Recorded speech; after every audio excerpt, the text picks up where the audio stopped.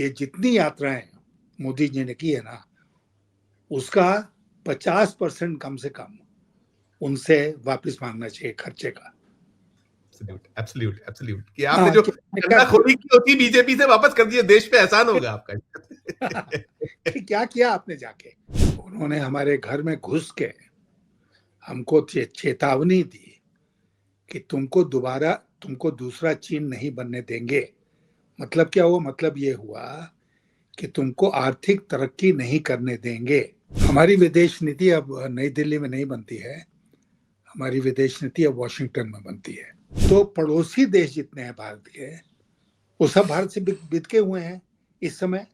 Operation सिंदूर में सारे प्रयास के बाद कोई एक देश भारत के साथ खड़ा हुआ? संजीव जी बताइए। एक भी देश नहीं।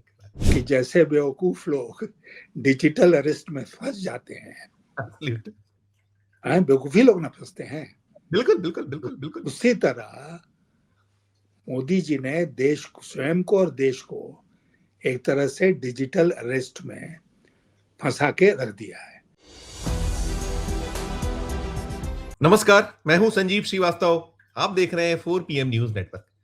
दोस्तों, दुनिया को लंबे समय से आंखें दिखला रहे यूएस प्रेसिडेंट डोनाल्ड ट्रंप की कहीं चल रही हो अथवा नहीं ना चल रही हो, ये पृथक बात है।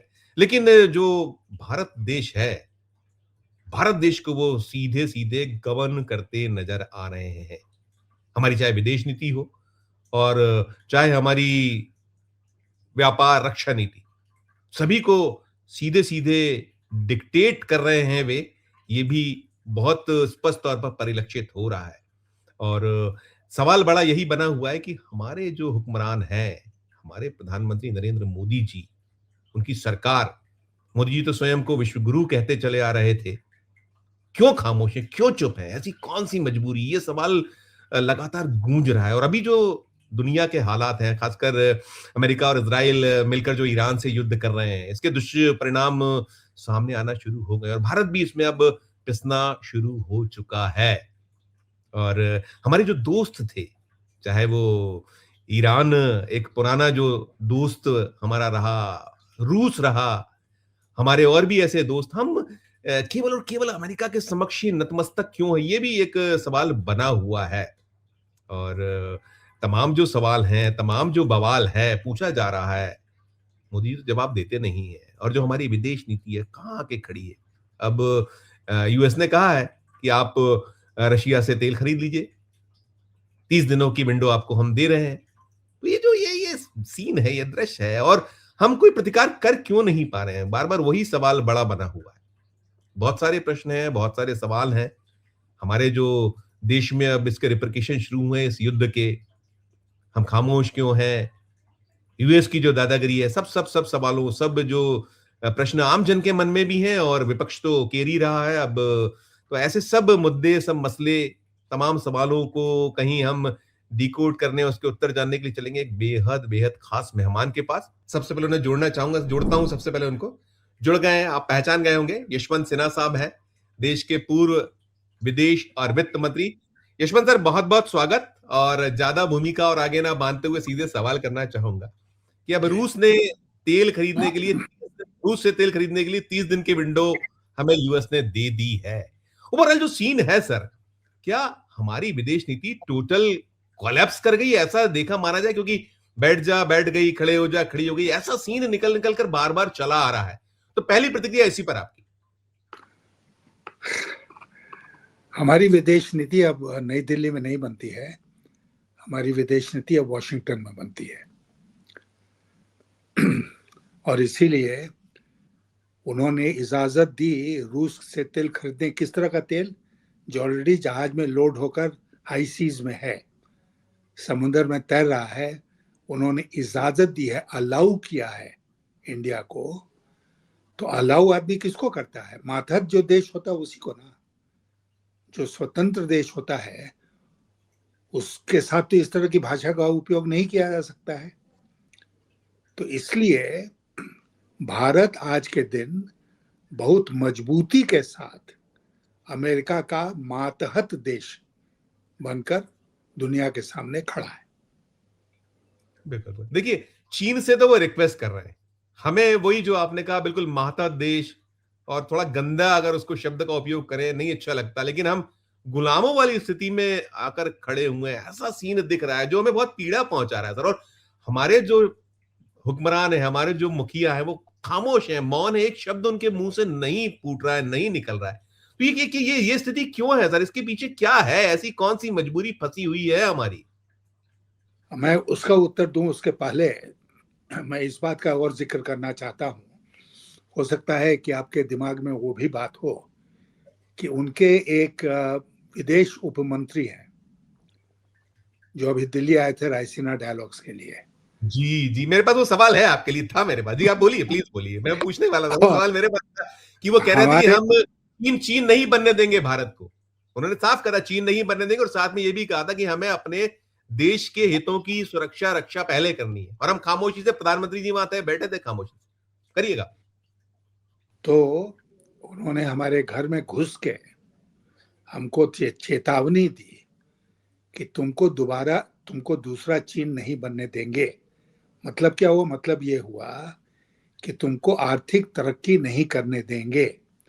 मतलब क्या हुआ कि न केवल तुम्हारी विदेश नीति बल्कि तुम्हारी अर्थनीति जो है, आर्थिक नीति, आर्थिक दिशा, वो भी हम ही तय करेंगे। और हमको लगेगा कि तुम बहुत तेजी से आगे बढ़ रहे हो तो हम तुमको रोकेंगे। ये घर में घुस के सबके सामने वो बोल के चले गए। और मुझे तो नहीं देखने को मिला अभी तक कोई प्रतिक्रिया भारत सरकार की कि वो छोटा मोटा अदना सा जिससे भारत का विदेश मंत्री मिलेगा भी नहीं, वो अदना सा एक पदाधिकारी अमेरिका का आके सबके सामने ये बात बोल के चला जाता है और हम खामोश रहते हैं। तो हम क्या करें इसका? हम यही कह सकते हैं कि भाई हमारी सॉवरेंटी जो है वो कहीं ना कहीं कॉम्प्रोमाइज हो गई, कहीं ना कहीं उसका खो गई है। और अब हम जो वॉशिंगटन से आदेश आएगा हमारे लिए उसी पर हम आगे बढ़ने का काम करेंगे। वही वो डिप्टी सेक्रेटरी रैंक के शख्स थे जो डिप्टी सेक्रेटरी ऑफ स्टेट, बहुत मारना। सर एक चीज और भी हुई है, देखिए आपने उन्होंने इजाजत मैं दी आपको 30 दिन एक उदाहरण की। देता हूँ। Please please please please. Deputy secretary of state से छोटा होता है assistant secretary of state. Sir sir जो यहाँ आएगा तो हमारे यहाँ जो विदेश मंत्रालय में जॉइंट सेक्रेटरी रैंक के पदाधिकारी होते हैं उनसे मिलेगा। एक बार का वाकया है, मैं ये केवल प्लीज। इस सरकार की बात नहीं कर रहा हूँ, अपने देश के की मानसिकता की बात कर रहा हूँ। मैं विदेश मंत्री था, हमारे पास एक बहुत ही महत्वपूर्ण मेहमान आए हुए थे अफ्रीका के एक देश से, उसके राष्ट्रपति। तो जैसे ही हमारे यहाँ सिस्टम है, मैं उनसे मिलने सबसे पहले मैं उनसे मिलने पहुंचा राष्ट्रपति भवन। उनसे लंबी हमारी बातचीत हुई। उसके बाद मैं लौट कर साउथ ब्लॉक आया तो वहां देखा कि हमारे यहाँ पत्रकारों की बड़ी भारी भीड़ कैमरा वगैरह लेके जमा है। तो मैंने सोचा यार ये तो हमारे पत्रकार जो हैं उनको पता चल गया कि मैं उनसे मिलने जा रहा हूँ, तो देखो मेरा इंतजार कर रहे हैं। तो मैं गाड़ी से उतरा, किसी ने मेरी ओर से कोई ध्यान ही नहीं दिया कि मैं गाड़ी से उतर के जा रहा हूँ। ना किसी ने मुझसे पूछा कोई सवाल। मैं चला गया अंदर साउथ ब्लॉक के। वहां जाकर मैंने पूछा कि भाई कौन आ रहा है कि इतने लोग खड़े हैं। तो उन्होंने बताया कि अमेरिका के विदेश मंत्रालय की असिस्टेंट सेक्रेटरी कोई महिला थी, वो हमारे मंत्रालय के जॉइंट सेक्रेटरी से मिलने आ रही थी और पूरा मीडिया उसका इंतजार कर रहा था। बात ही बहुत अजब और गजब।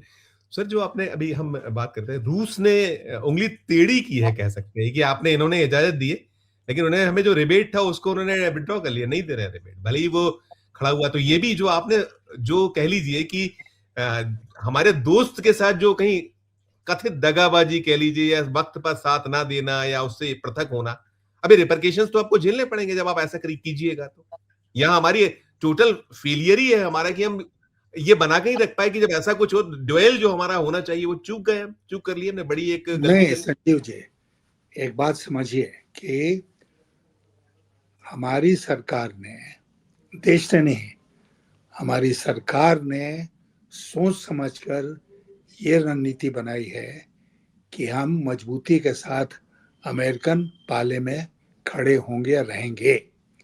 अब उसमें रूस नाराज हो जाए तो कोई बात नहीं है, चीन नाराज हो जाए कोई बात नहीं है, कोई और देश नाराज, कोई फर्क नहीं पड़ता है, लेकिन हम मजबूती के साथ अमेरिका के साथ खड़े होना चाहते हैं। और खड़े होने का मतलब ये हुआ कि हम इजराइल के साथ भी खड़े हैं। आफ्टर ऑल हमारे प्रधानमंत्री जी वहां गए थे युद्ध शुरू होने के 2 दिन पहले, और उन्होंने भूरी भूरी प्रशंसा वहां इजराइल की, नेतन्याहू की, जो वॉर क्रिमिनल हैं आज के दिन। तो हमने तय कर लिया है, हमने फैसला कर लिया, हमारे सामने एक विकल्प था, हमने विकल्प को ठुकरा दिया है, और हम दुनिया को और देश के लोगों को साफ तौर पर यह बता रहे हैं कि हम अमेरिका के साथ खड़े हैं इस जंग में, और बराबर खड़े रहेंगे अमेरिका के साथ, चाहे उसकी जो भी मजबूरी हो। तो सर इसके इसके फिर हमें मतलब कुछ क्या फायदे देख पाते हैं आप एज ए पूर्व विदेश मंत्री, एज ए पूर्व वित्त मंत्री? इसके नुकसान क्या क्या हैं? नुकसान तो बहुत ज्यादा है शायद। बहुत बहुत ज्यादा है, बहुत ज्यादा है। देखिए, सबसे बड़ी बात जो है वो ये है, आपको पता है कि भारत की जो विदेश नीति होगी स्वतंत्रता के बाद, वो कब से बननी शुरू हो गई थी? बहुत पहले से, 1920 के दशक से ही हम, और Nehru was the first Indian internationalist. दुनिया में उनकी धाक थी, बड़े बड़े लोगों से वो विदेश जाते थे तो उस समय भी मिलते थे। तो उस समय से हमारी विदेश नीति बन रही है। और जैसे हमारी आज़ादी की लड़ाई में एक बड़ा भारी मॉरल कंटेंट था, नैतिकता का एक बहुत बड़ा अंश था, विदेश नीति में भी वही अंश था, नैतिकता का।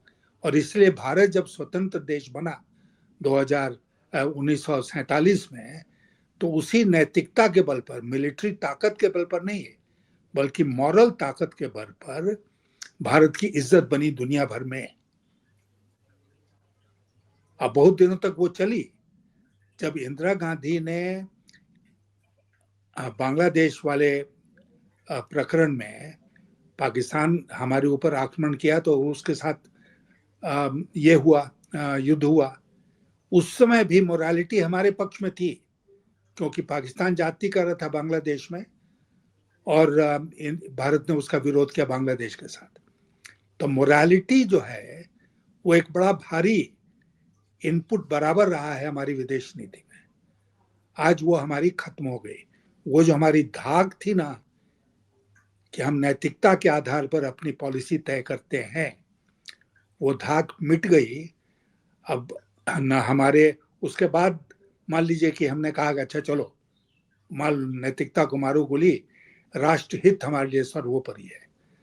आज न नैतिकता हमारे पास है, न राष्ट्रहित हमारे पास है, क्योंकि राष्ट्रीय हितों का भी हमने कुर्बानी हमने दे दी है, नैतिकता की तो कुर्बानी दे ही दी। ये तो उस पूंजी को तो आपने स्वयं ही आगे होके खोया है। आपने जो कहा कि कह दिया तो उन्हें भेज दीजिए सातवां बेड़ा, तब तक तो हमने फतह कर ली थी, पा लिया था। आज तो हम ऐसे खड़े हुए कि हम हर तरफ से, और मुझे तो लगता है सर इसमें एक और चीज चाहूंगा कि ना केवल हम जो हमारी आर्थिक नीतियों को डिक्टेट किया जा रहा है, बल्कि हमारी व्यापार और रक्षा नीति को भी टोटली डिक्टेट कर रहे हैं डोनाल्ड ट्रंप। ये तो स्पष्ट परिलक्षित हो रहा है जिस तरीके की चीजें निकल कर आनी। इसकी देखिए, इसकी शुरुआत हुई जब ट्रंप ने राष्ट्रपति बनने के तुरंत बाद हमारे देश के नागरिकों को बेड़ियों में जकड़कर अपने प्लेन में लाद कर भारत भेजा। भारत ने उसका कोई प्रतिवाद नहीं किया, कोई विरोध नहीं किया, बल्कि हमारे विदेश मंत्री महोदय ने ये कहा कि वो अपने कानून का पालन कर रहे हैं, ऐसा करना उनके कानून में है तो वो भेज रहे हैं इन लोगों को। उसी समय ट्रंप इस बात को समझ गए कि भारत को हम जितना चाहें उतना दबा सकते हैं, और वो लगातार शुरू से, राष्ट्रपति इस बार बनने के बाद से, वो अपने ग्रेट फ्रेंड मोदी जी को बराबर दबा रहे हैं, और मोदी जी बराबर दबते चले जा रहे हैं। और ये जो इजराइल, अमेरिका और ईरान का युद्ध हो रहा है, उसमें ये पोल और खुल गई। दुनिया के सारी दुनिया के सामने ये बात आ गई कि हम रादर इजराइल और अमेरिका के साथ दिखेंगे, और ईरान जो हमारा परंपरागत मित्र रहा है, पड़ोसी देश है, उसके साथ हम खड़े नहीं होंगे, चाहे नैतिकता कितना भी ईरान के पक्ष में हो। बिल्कुल। सर, आपने तो इस पद को जिया और आपने बहुत सारे ऐसे कदम भी थे जो सख्त थे और कहीं कोई उस दौर में बिल्कुल भी कोई इफ एंड बट नहीं था, लेकिन 2014 से 19 भी थोड़ा सा ठीक कह सकते हैं। फर्स्ट टेन्योर जो अगर मोदी का लें और उसमें वो आपके सुषमा स्वराज जैसी तेज तर्रार और आपकी सहयोगी साथी और कई मुद्दों पर आप लोग तो अड़ जाया करते थे। 19 के बाद जो सीन है, 19 से 24 और 24 से अब हम 26 में आ गए, तो अब तो ब्यूरोक्रेसी के भरोसे, और वो पीछे से देखा जाए तो उसको तो सीधे से मोदी ही चला रहे हैं ना, विदेश नीति तो मोदी के हाथों में। कोई स्वतंत्र जो एक हमारा पक्ष होता है, हम बात कर सकते हैं, वो तो सब खत्म हो चुका है ना शायद, इसलिए इतने ऐसे दुष्परिणाम सामने चले आ रहे हैं, निरंतर निकलते चले आ रहे हैं। ये भी एक बात है। बिल्कुल बात है। और मैं यहाँ पर बहुत कुछ अफसोस के साथ संजीव जी इस बात को कह रहा हूँ कि सुषमा स्वराज के बाद उन्होंने विदेश मंत्री किसको बनाया? जयशंकर को। जयशंकर क्या थे? वो विदेश सचिव थे। तो विदेश सचिव को आप विदेश मंत्री बना देते हैं, तो दुनिया के देश जो हैं वो भी चुनाव जीत के नहीं आए, राज्यसभा में आए जी। तो दुनिया इस बात को समझती नहीं है, देखती नहीं है। ऑफ कोर्स देखती है कि ये तो एक बहुत मामूली आदमी है, विदेश मंत्री कुर्सी पर बैठ गया, वो दूसरी बात है, उसको गंभीरता से कोई नहीं लेगा। तो चारों तरफ अगर आप नजर दौड़ाएं तो हमारी विदेश नीति जो पीएमओ से चल रही है, पीएम के द्वारा चलाई जा रही है शुरू से 2014 से, उस नीति के अंतर्गत आके हम आज इस मोड़ पर खड़े हो गए हैं।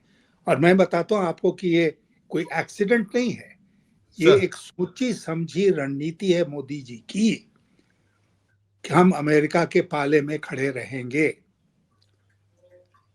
और उसके पीछे क्या कारण है? Your guess is as good as mine.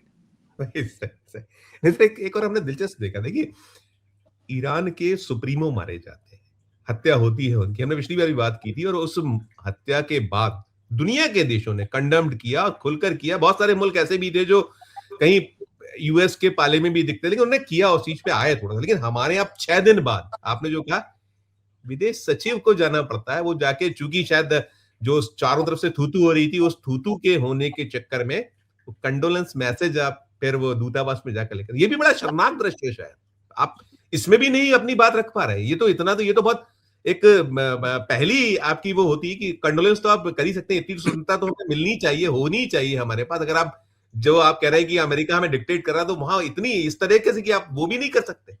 इसमें भी एक नोट आपका। नहीं, अभी 2 दिन के बाद पार्लियामेंट का दोबारा सेशन शुरू होगा, बजट सेशन होने वाला है। जी हाँ। और ये लोग जानते हैं कि उसमें बहुत सारी बातें उठेंगी।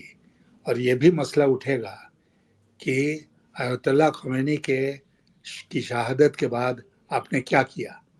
तो एक तरह से इन्होंने डैमेज कंट्रोल किया है, अपने विदेश सचिव को भेज के ईरानियन एम्बेसी में उस रजिस्टर पर दस्तखत करवा के डैमेज कंट्रोल है।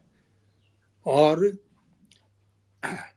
ये कितना भी डैमेज कंट्रोल कर लें, पॉइंट ये है कि इस लड़ाई में भारत की वो दुर्गति हुई है, लड़ाई के मैदान में नहीं, डिप्लोमेसी के मैदान में, जो मुझे लगता है कि आज तक स्वतंत्र भारत के इतिहास में कभी नहीं हुआ। इसको ऐसे भी देख सकते थे, सोनिया गांधी जी का वो आलेख, राहुल गांधी की जो कहीं आपको नसीहतें, और बाकी विपक्ष ने बहुत चीजें बहुत पॉइंट आउट किया। और शर्मा शर्मी बोलो, जो गोदी मीडिया सर सब सब्जबाग है। गोदी मीडिया को लेकर आप पहले भी कह चुके हैं कि वो कहां ले जाके खड़ा कर रहा है देश को, वो समझ ही नहीं पा रहा है अपने हितों के लिए, सरकार की गुलामी के चक्कर में। और अब तो ये भी आ गया हम लोग के, अब जाकर टीआरपी पे रोक की बात आई है कि कुछ भी कर रहे हैं, कुछ भी हो रहा है। लेकिन ये चीजें ये होना चाहिए वक्त वक्त पर, और कुछ जगहों पर तो आप जो राष्ट्र सर्वोपरि, देश प्रमुख, सब चीजें आप केवल और केवल लफबाजी के अलावा कुछ नहीं है। दोनों तीनों चीजों पर आपका एक नोट सर। नहीं, बिल्कुल। देखिए, इस सरकार की सबसे बड़ी ताकत क्या रही है? 56 इंच की छाती के पीछे का राज क्या है? एक बनावटी छवि, इमेज, जो सच्चाई से कोसों दूर था। उसको बनाने में किसने सबसे ज्यादा मदद की? गोदी मीडिया ने। इस देश के उद्योगपति जो मीडिया चलाते हैं बड़े बड़े घराने, वो सरकार के गुलाम हैं। उनकी मीडिया, उनके द्वारा चलाई जाने वाली मीडिया भी सरकार की गुलामी करती रही है। और सरकार को और खास करके प्रधानमंत्री जी को ये भरोसा था और शायद आज भी है कि कुछ भी हो जाए हम सच्चाई लोगों तक पहुंचने ही नहीं देंगे। सच्चाई जब लोगों तक पहुंचेगी तब ना लोग इसके बारे में कहेंगे कि भाई ये ठीक हुआ या गलत हुआ। सच्चाई पहुंचेगी ही नहीं। सच्चाई पहुंचाने का और क्या तरीका हो सकता है? आप जैसे बहादुर जर्नलिस्ट हैं, वो यूट्यूब वगैरह चला के कोशिश करते हैं कि सच्चाई लोगों तक पहुंचे, लेकिन उसका लिमिटेड प्रभाव है। तो ये एक इन्होंने इंतजाम कर लिया शुरू से कि हम सच्चाई को छुपाएंगे, हम वही इंफॉर्मेशन लोगों तक पहुंचने देंगे जो हमारे पक्ष में होगा। और लोग जो हैं, चूंकि उनके पास सच्चाई पहुंचेगी नहीं, तो इसलिए वो बराबर वाहवाही करने के लिए तैयार रहेंगे हमारे। लेकिन इस बार कुछ अलग हुआ है। पिछले सत्र में जो विपक्ष की भूमिका थी वो बहुत प्रभावशाली थी। आने वाले सत्र में भी हम उम्मीद करते हैं कि उनकी जो भूमिका होगी वो प्रभावशाली होगी। और आपके और इस शो के माध्यम से मैं उनको एक मशवरा भी देना चाहता हूँ, प्लीज। और वो ये है कि आप ये सुनिश्चित करें कि पार्लियामेंट का सेशन चले। कुछ भी उत्तेजना सरकारी पक्ष की तरफ से फैलाए जाए, आप खामोश अपनी सीट पर बैठे रहें और केवल इस बात की मांग रखें स्पीकर साहब के सामने, सदन के सामने, कि इन मुद्दों पर चर्चा करने के लिए वो समय फिक्स करें। आपकी वजह से संसद का सत्र डिसरप्ट नहीं होना चाहिए और देश को और दुनिया को पता चलना चाहिए कि आखिर डिसरप्शन के पीछे कौन लोग हैं, यानी कि सरकारी पक्ष है। बेशक नहीं, तभी शुरुआत तो 9 और 10 को जो होनी, उसमें तो स्पीकर के खिलाफ वो अविश्वास प्रस्ताव है, वो बड़ा खल रहा होगा सरकार को, और निश्चित तौर पर उसमें वो करेगी, कोशिश करेगी जो आप करें। मैं इसमें एक चीज आपने, मैं चाहता था कि इस पे जरूर मोहर लगाइएगा आप, या आप उस पर कमेंट करिएगा जो मैंने कहा कि क्या वो सोनिया गांधी जी का आलेख, ये विपक्ष की इतनी, या राहुल गांधी का जो नसीहत है, ये डैमेज कंट्रोल करने की यही वजह है कि कुछ तो हम बोल पाएंगे कि नहीं नहीं हम गए थे, ये शायद है इसके पीछे। हाँ हाँ, बिल्कुल बिल्कुल। और विदेश सचिव का जाके इस पर दस्तखत करना, ये डैमेज कंट्रोल के अलावा और कुछ नहीं है। लेकिन लेकिन इससे बच पाएंगे? अभी आप तो चिड़िया तो खेत चुन नहीं चुके नहीं, हैं। केवल इससे नहीं बच पाएंगे। लोग उनसे पूछेंगे ना, जैसे मीडिया के कुछ लोग ऑलरेडी पूछ रहे हैं कि भाई वो जहाज जो हमारे यहाँ गेस्ट बनकर आया था उसको डुबा दिया, हमारे पड़ोस में डुबा दिया, उस पर आपने कोई प्रतिक्रिया नहीं दी। हमारे देश में आकर वो बकवास करके गया जो छोटा मोटा पदाधिकारी है उनका उपसचिव, कि हम भारत को आगे नहीं बढ़ने देंगे, उस पर आपने कोई प्रतिक्रिया नहीं दी। तो इस खामोशी के पीछे राज क्या है, मजबूरी क्या है, ये तो सवाल ऑलरेडी लोगों के मानस में है, आपके हमारे मानस में है, तो लोग जो इस पर नजर रख रहे हैं उनके मानस में भी है।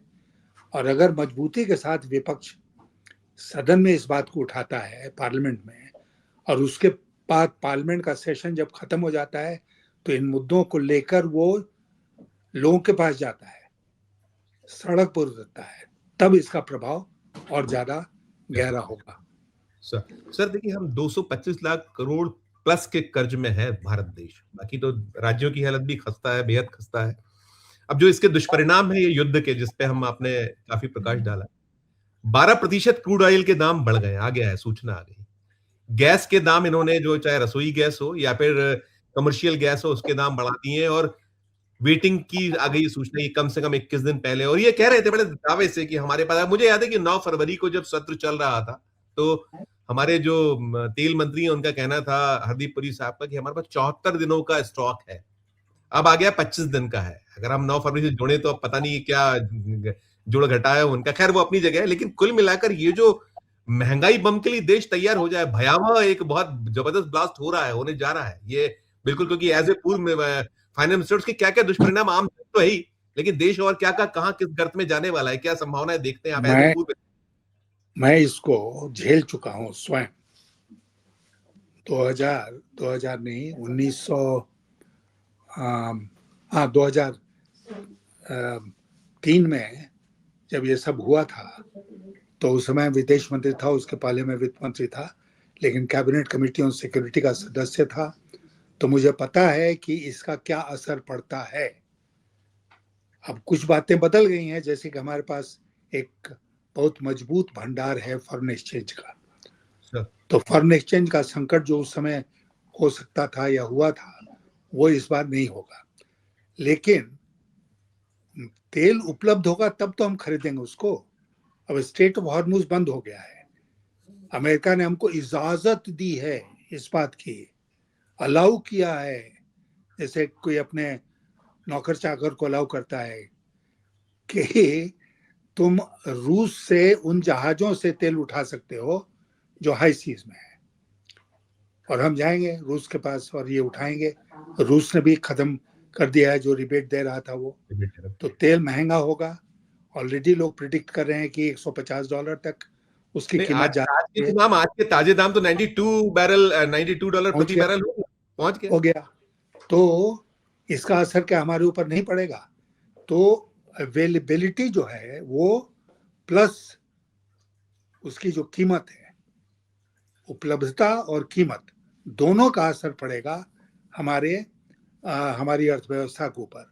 और जैसे कि घरेलू गैस के बारे में उन्होंने ऑलरेडी आदेश निकाल दिया, उसी तरह मैं प्रार्थना करता हूं ईश्वर से कि तेल के राशनिंग का बुरा वक्त हमारे ऊपर नहीं आना चाहिए, लेकिन तेल की कीमत तो बढ़ेगी ही बढ़ेगी। और तेल बढ़ेगा तो सब कुछ बढ़ेगा, कोई चीज फिर अछूती नहीं रहेगी, कैस्केडिंग इफेक्ट होगा उसका अर्थव्यवस्था के ऊपर। मैं एक चीज और भी सर, अभी जैसे हम लोग देख रहे हैं ट्रंप का जो रोल है वो जिस तरीके से पेश आते हैं, अभी आप देखिए कि ईरान ने तो बिल्कुल बैंड बजा रखी है, अगर उसको कहें वो नहीं झुक रहे हैं। उन्होंने कह दिया कि हम तो बिल्कुल, इन्होंने जो कहा था बिना शर्त, उन्होंने कह दिया कि नहीं आपकी कोई मांग मंजूर नहीं, वो जवाबी हमले, और इसराइल को भी बिल्कुल उन्होंने हालत खराब कर रखी है, और यूएस के तो उनके भी 9,000 करोड़ प्रतिदिन का नुकसान परोक्ष रूप से, अपरोक्ष तो और भी होगा, ऐसे ही इनको भी 4,000 करोड़ के आसपास का खर्चा करना पड़ा है प्रतिदिन इजराइल को, जिनकी अपनी आर्थिक नीति, आर्थिक व्यवस्था खराब है। तो ऐसे में सर ये जो बीच में एक और चीज निकली, एप्स्टीन फाइल की एक बड़ी गंदा सा अंश निकलकर बाहर आया है, आज ही हम लोग देख रहे थे उसमें, जो ट्रंप को लेकर, और बड़ी भयावह है वो। एक 13 वर्षीय बच्ची वाला जो अंश, आपने शायद उसको निगाह नजर आप पर आई हो, हम लोगों ने देखा उसको, बहुत एलोबरेट नहीं कर सकता कि बड़ी गंदगी, भारी गंदगी है। तो जो ट्रंप का स्थिति है कि वो बिल्कुल बेकाबू हो जाते, तो ये चीजें और क्या कहां डुबोने वाली है? वो कह रहे थे आज कत्ल की रात है ईरान के लिए, उनकी ओर से निकल रहा है। इनमें सब में क्या गीदड़ बक्की है क्या? इसमें इसको भी थोड़ा सा आप एलोबरेट कीजिएगा हमारे दर्शकों के लिए। नहीं, देखिए, मैंने जैसे कहा कि ईरान के पास ये ताकत है कि वो इजराइल और अमेरिका का मुकाबला कर सकता है। वो आसानी से और जल्दीबाजी में हारने वाला देश नहीं है, वो सरेंडर करने वाला देश नहीं है, वो लड़ाई लड़ेगा। अभी एक और खबर आई होगी जो आपने देखा होगा कि ईरान ने कहा है कि हम पास पड़ोस के देशों के ऊपर अब आक्रमण नहीं करेंगे। जी हाँ, उनको जो डैमेज करना चाहिए था वो कर दिया उन्होंने। अब पास पड़ोस के यूएस बेसिस को वो निशाना बना था, यूएस बेसिस, और जो उनका था वो, तो अब वो उनको पड़ोस के देशों पर हमला नहीं करेंगे। तो पास पड़ोस के देश हैं जो, वो भी एक चैन की सांस लेंगे और अमेरिका के पक्ष में नहीं जाएंगे। सऊदी तो पहले ही अलग हो गया, सऊदी अलग हो गया, उसने अपना राग बदल लिया। बिल्कुल। तो अच्छा, दूसरी बात जो है वो ये है कि अमेरिका के लिए ये युद्ध जो है वो बहुत ही खर्चीला हो रहा है। ईरान एक कम खर्चीला युद्ध लड़ रहा है, अमेरिका एक बहुत खर्चीला युद्ध लड़ रहा है। तो अमेरिका में तो पब्लिक ओपिनियन है, उनका जो प्रजातंत्र उसमें बहुत ताकत है, अंदरूनी ताकत है, और इसलिए वहां से जिसको वो लोग पुशबैक कहते हैं वो शुरू होगा कुछ दिनों के बाद कि भाई बहुत नुकसान हो रहा है, अब तुम बंद करो इसको। अभी तो किसी तरह ट्रंप ने मैनेज कर लिया है कि उनको कांग्रेस से अनुमति मिल गई, यूएस कांग्रेस से, कि वो लड़ाई चालू रख सकते हैं, लेकिन धीरे धीरे ये बंद होगा। तो इसलिए अमेरिका का बहुत नुकसान होने वाला है इसमें। फिर उसके बाद 26 के नवंबर में वहां मध्यावधि चुनाव होने वाले हैं, उसका भी असर ऑलरेडी पड़ना शुरू हो जाएगा पब्लिक ओपिनियन का ट्रम्प की पार्टी के ऊपर। तो इसलिए बहुत सारे फैक्टर्स हैं जिसमें मैं मानता हूं कि सबसे बड़ा फैक्टर जो है वो है कि ईरान युद्ध नहीं हार रहा है। ईरान इनको नाको चने चबवा रहा है।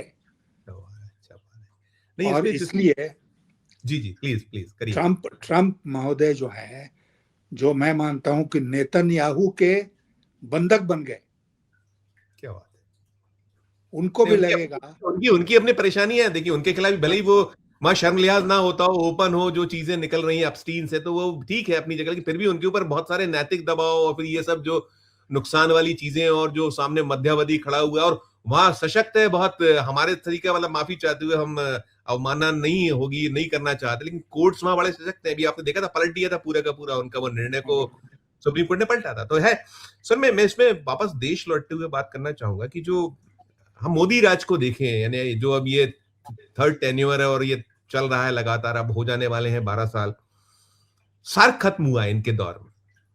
इसके बाद अब आप देखिए ब्रिक्स, G20 जो बड़े बड़े दावे करते थे, एससीओ सब मतलब ये भी ना बैठ के है ना कहीं, आप बिल्कुल दिशाहीनता है। तो यहाँ इस लेवल पे क्या ये सब भी सब समापन की ओर है? हम मतलब टोटली कोलैप्स वाली जो मैंने शुरू किया था, वहीं आके वहीं खड़े हुए हैं। देखिए, अभी ब्रिक्स की जो अध्यक्षता है वो भारत के पास कर रहे हम अध्यक्ष है ना। जी हाँ। तो क्या मोदी जी ने ब्रिक्स की बैठक बुलाई? नहीं। इतना बड़ा संकट आया हुआ है विश्व के सामने और हमारे पड़ोस में लड़ाई हो रही है, क्या मोदी जी को इतना भी नहीं सूझा कि भाई ब्रिक्स के देशों की बैठक बुलाकर उसमें हम तय करें कि हम सब मिलकर कैसे इस युद्ध को रोक सकते हैं? मोदी जी ने ऐसा किया क्या? इसलिए नहीं किया क्योंकि ट्रंप ने उनकी पहली मुलाकात जो हुई थी पिछले साल उसके अध्यक्ष उसके प्रेसिडेंट बनने के बाद, उसी में ब्रिक्स की हेन तेन उसने कर दी थी मोदी जी के मुंह पर। मोदी जी खामोश रहे। तो इसलिए मोदी जी नहीं करेंगे, ब्रिक्स का नेतृत्व तो जरूर करेंगे, कर रहे हैं, लेकिन ब्रिक्स की बैठक नहीं बुलाएंगे। और युद्ध को रोकने के लिए भारत की तरफ से, मोदी जी की तरफ से कोई पहल नहीं होगी। स्वतः समाप्त हो जाए तो हो जाए। राइट सर, हिम्मत ही नहीं बची। 56 इंच का सीना सब सिकुड़ चुका है सब चीज। एक चीज और भी है सर, देखिए हम जो अमेरिका के शिकंजा जो है, आपने कहा कि हम तो टोटली वहां तो एक गिरमी टाइप की स्थिति। आप देखिए जो नेपाल से चुनाव के नतीजे आए वहां, वो यूएस के ही वो जो समर्थक है वो उनको हो गया, उनकी फतह हो गई है। बांग्लादेश में स्थिति यही है, लौट आए हैं वो खालिदा जिया के सुपुत्र साहब। तो जो हम यहाँ भी तो अपने इस लेवल पे तो गिरते चले जा रहे हैं ना। पाकिस्तान से संबंध हमारे, आपको जग जाहिर है क्या स्थिति, ये भी लेवल हमें बहुत आगे तकलीफें और बढ़नी है शायद। बिल्कुल बिल्कुल। मैं आपको बताऊं कि जब मैं विदेश मंत्री बना था तो मैं वाजपेयी जी के पास गया और मैंने कहा कि आप क्या आपका इंस्ट्रक्शन और आदेश है? तो उन्होंने कहा कि सब कुछ छोड़कर आप सबसे पहले पड़ोसी देश जो हैं उनके साथ संबंध और बेहतर बनाने की दिशा में प्रयास कीजिए। और उसी डायरेक्शन को मानते हुए मैं सबसे पहले विदेश यात्रा पर गया मालदीव्स, उसके बाद गया श्रीलंका, उसके बाद गया बांग्लादेश, उसके बाद गया काठमांडू, उसके बाद गया काबुल।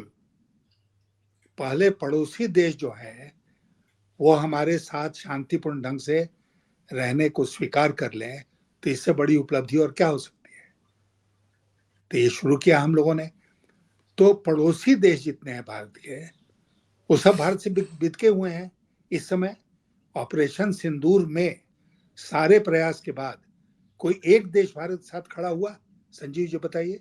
नहीं, एक भी देश नहीं सर, लेकिन इसमें एक क्रॉस क्वेश्चन कर, आप करिए कंप्लीट। फिर एक करूंगा, इसी से जुड़ा एक सवाल मेरे मन में उपजा है आपके इसके, करिएगा आप कंप्लीट करिएगा। नहीं, आप पूछ लीजिए अपना प्रश्न। नहीं, मैं सर ये पूछना चाह रहा था यशवंत सर की ये तो बड़ी इतने देशों की यात्राएं, सबसे ज्यादा यात्राएं करने वाले हमारे प्रधानमंत्री महोदय, और सम्मान ही सम्मान और क्या क्या, और हम खड़े कहाँ हैं सर? ये भी तो एक इसमें कि इसमें तो वाह भाई, ये पीठ अपने हाथों अपनी थपथपाना है। इतने मुल्क, कोई प्रधानमंत्री इस देश नहीं गया, इस देश नहीं गया, इस देश नहीं गया, हम जा रहे हैं बार बार। आउटकम क्या है? नहीं, कहा देखिए, कुछ कुछ देश अभी भी छूटे हुए हैं, जी लेट्स बी फेयर।